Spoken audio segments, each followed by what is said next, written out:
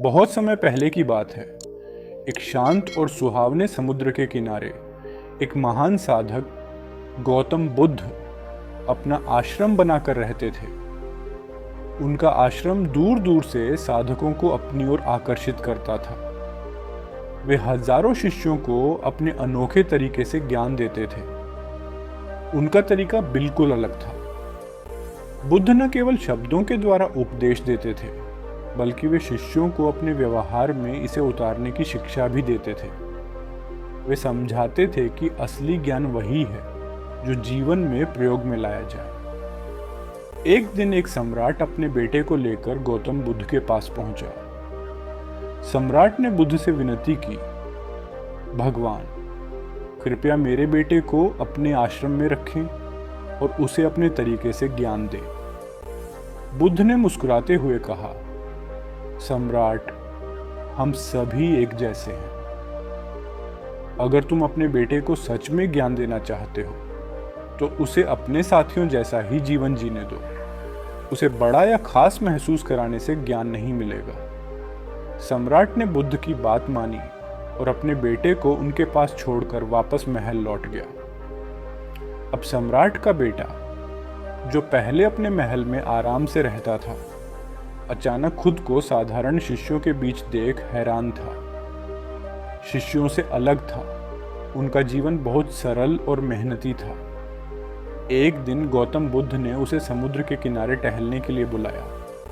बुद्ध ने उसे समझाया, बेटा, जीवन में अगर तुम अकेले रहकर अपना रास्ता पहचान सको तो तभी तुम्हारा ज्ञान पूरा होगा। सम्राट का बेटा पहले तो उदास था, लेकिन धीरे धीरे वह बुद्ध की बातों को समझने लगा।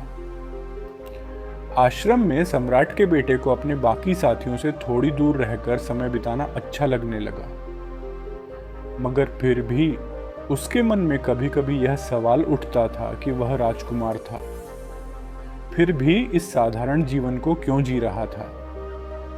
एक दिन बुद्ध ने उसे एक नई चुनौती दी।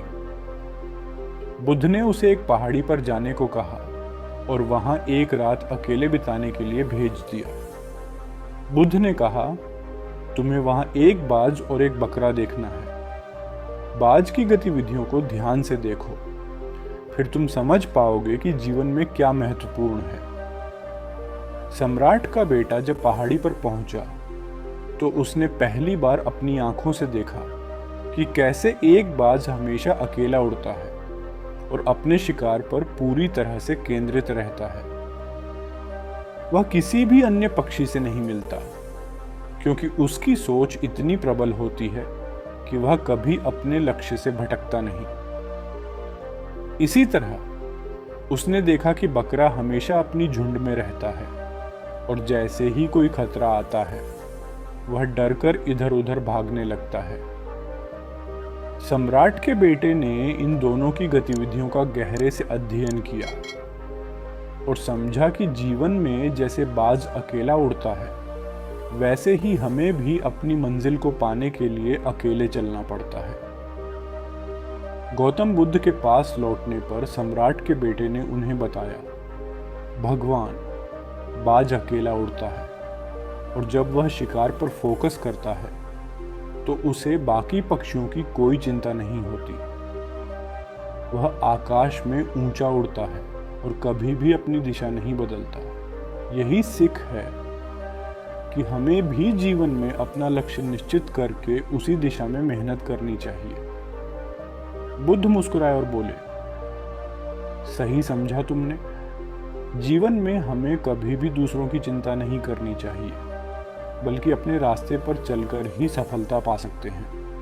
बुद्ध ने उसे समझाया कि बाज अपने पंख तोड़ने से डरता नहीं है, बल्कि अपनी सीमाओं को तोड़कर नए पंख उगाता है। ठीक उसी तरह जीवन में समय समय पर हमें अपनी पुरानी आदतों और सोच को छोड़कर नए तरीके अपनाने होते हैं, ताकि हम बेहतर बन सकें। सम्राट के बेटे ने बुद्ध की शिक्षा को पूरी तरह से आत्मसात किया।